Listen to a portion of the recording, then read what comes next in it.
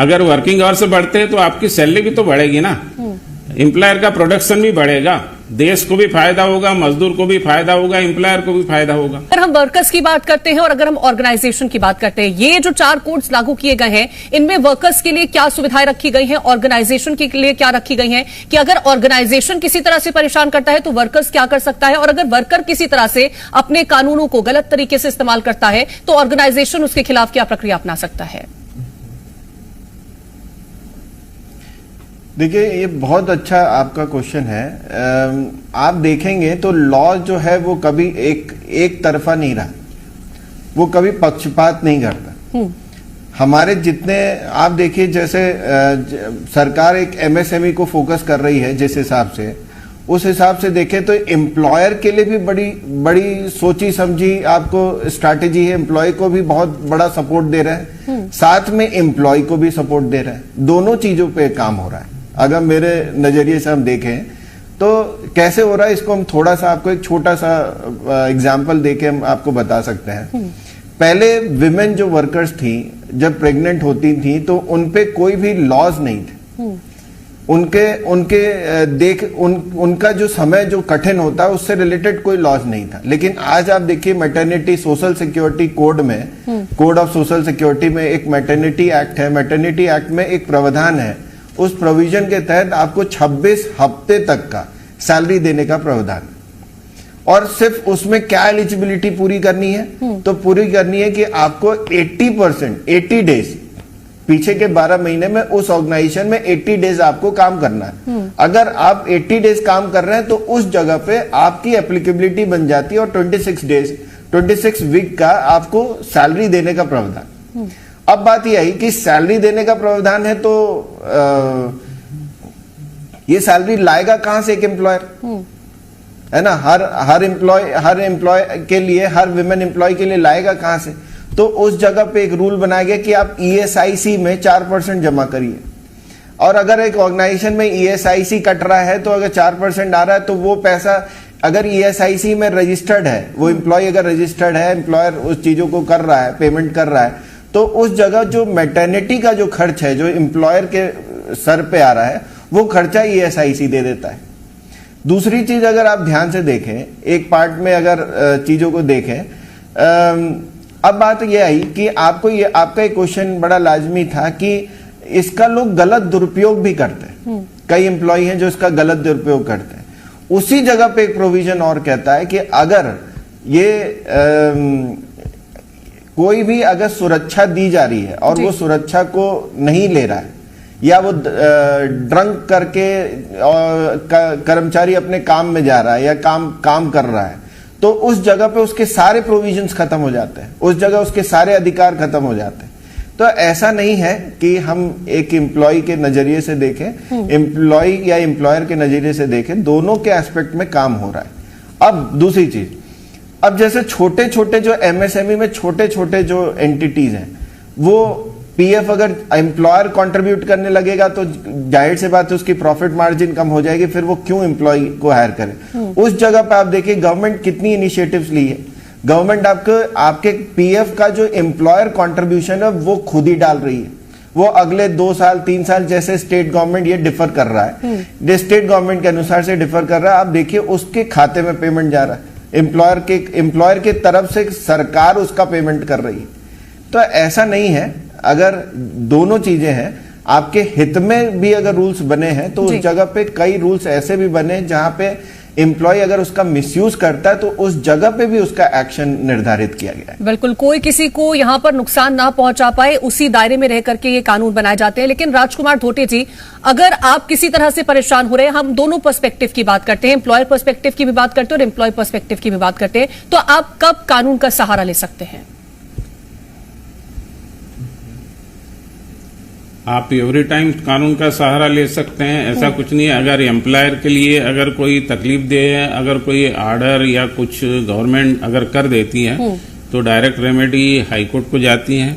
और अगर मजदूर के लिए अगर कोई त्रासदायक स्थिति पैदा होती है, मजदूर के साथ में सामान्यतः 2-3 प्रकार के डिस्प्यूट हो सकते हैं। एक तो उसका सैलरी का डिस्प्यूट होता है, दूसरा उसका नौकरी से बर्खास्त करने का डिस्प्यूट होता है, और कुछ प्रमोशन और कुछ क्लासिफिकेशंस के डिस्प्यूट होते हैं। जैसे पदों के वर्गीकरण में जहां पे पारदर्शिता नहीं होती वहां यह विवाद आते हैं। अपितु ऐसे विवाद के लिए अभी जो फोरम चल रहे हैं वो बहुत एप्रोप्रिएट है और उसमें कहीं कोई संशय नहीं दिखता है।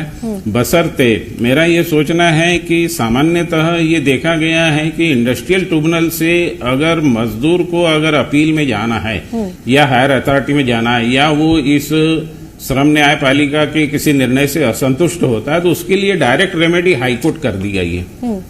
ये बड़ा दुखदायक है। मजदूर को एक अपीलेट ट्रिब्यूनल बीच में होना चाहिए और उस अपीलेट ट्रिब्यूनल के बाद में हाईकोर्ट रेमेडी ऑलरेडी एग्जिस्ट में है। तो ये तो जो त्रास है ये मजदूर भुगत नहीं पाता। अगर कहीं ना कहीं उनके लिए पीड़ादायक बन जाते हैं।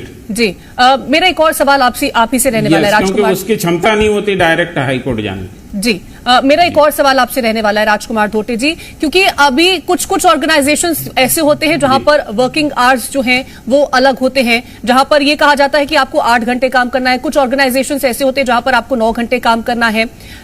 तो क्या एक वर्किंग आवर होना चाहिए एक एम्प्लॉय के लिए? लेबर कानून क्या कहता है उसके लिए आपको? देखिए, कानून में बहुत सुरक्षित तरीके से व्यवस्था की गई है। 8 घंटे का वर्किंग है। अगर एक्सेस आप काम करते हैं तो आप ओवर टाइम देने का दायित्व एम्प्लॉयर का है। अब प्रश्न ये उठता है, अभी जो नए कोड आए उसमें वर्किंग आवर्स बढ़ाए। वर्किंग आवर्स इसलिए बढ़ाए हैं कि मजदूर ज्यादा अर्न कर सके। उसमें एम्प्लॉयर के फायदे के लिए वर्किंग आवर्स नहीं बढ़ाए। सामान्यतः तो होता है जब भी कोई नई चीज और नई सोच आती है ना तो स्टार्टिंग में वो त्रासदायक होती है, लेकिन जब तक वो उस विषय वस्तु को हम आत्मसात नहीं कर ले और उसके साथ चलने नहीं लगे तब तक हमें उसका प्रॉफिट समझ में नहीं आता। अगर वर्किंग आवर्स बढ़ते हैं तो आपकी सैलरी भी तो बढ़ेगी ना, एम्प्लॉयर का प्रोडक्शन भी बढ़ेगा, देश को भी फायदा होगा, मजदूर को भी फायदा होगा, एम्प्लॉयर को भी फायदा होगा। शासन की सोच ये बहुत मुझे पॉजिटिव लगती है। बशर्ते आप 8 घंटे काम करके अपना परिवार चला सकते हैं और अगर 12 घंटे काम करके अगर आपको एक्सेस पैसा अगर मिलता है तो आप पहले जो जीवन जी रहे थे उससे अच्छा और उत्कृष्ट जीवन जी सकेंगे। लेकिन क्या राजकुमार धोटे जी आपको लगता है कि अगर ये बदलाव किए गए हैं तो उसका फायदा वाकई में जो एम्प्लॉयज हैं उनको मिलता हुआ नजर आता है, या फिर कहीं ना कहीं वो सिर्फ इससे प्रताड़ित ही हो रहे हैं कि अगर 12 घंटे बढ़ा दिया गया है तो क्या वाकई में उन्हें जो ओवर टाइम का पैसा है वो मिल रहा है कि नहीं मिल रहा है? क्या इसको सुनिश्चित किया जा रहा है किसी तरीके से? बिल्कुल सुनिश्चित तरीके से मिलता है, उसमें नहीं मिलने वाला कोई कारण नहीं है। अगर वो 8 घंटे से ज्यादा एक्सेस ड्यूटी करेगा तो उसको ओवर टाइम निश्चित तौर से मिलेगा।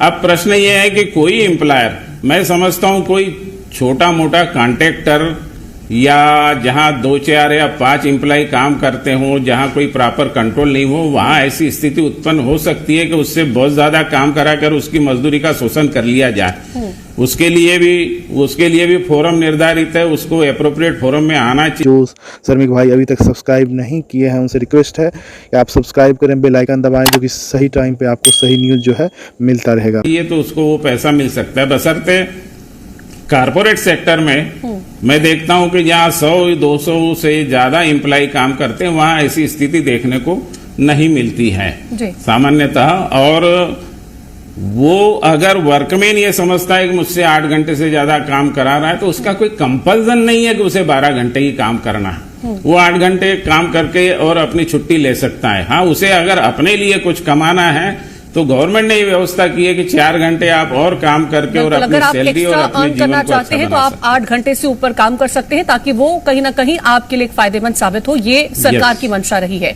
बीएम पांडे जी, क्योंकि फुल एंड फाइनल को लेकर के भी हमने बीते दिनों देखा था कि बदलाव किए गए थे, क्या वो लागू हो रहा है? ऑर्गेनाइजेशंस में ऐसा देखने को मिलता है? किस चीज का मैडम? फुल एंड फाइनल जब हो जाता है एक एम्प्लॉय का, एक वर्कर का, तो ये कहा जाता था कि पहले जो प्रक्रिया थी जिसमें उसको पूरा पेमेंट है वो 40 दिन बाद 45 दिन बाद मिलता था, लेकिन ये बदलाव किया गया था कि 2 दिन के भीतर अब फुल एंड फाइनल का जो अमाउंट है वो मिल जाना चाहिए। क्या वो अब लागू हो रहा है? बिल्कुल हो रहा है मैडम, और हमको लगता है कि हर कोई इसको बहुत गंभीरता से इम्प्लीमेंट कर रहा है।